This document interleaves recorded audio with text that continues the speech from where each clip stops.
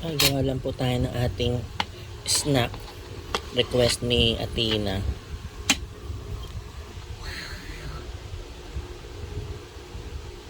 Peanut butter.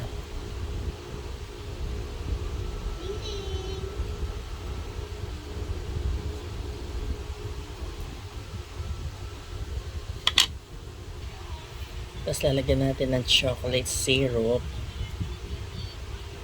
Yan.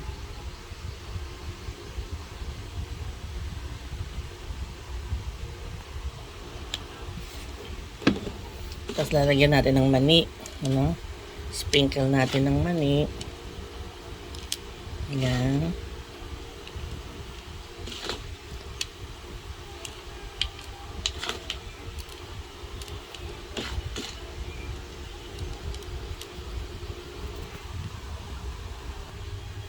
Tapos sprinkle natin ng konting asin.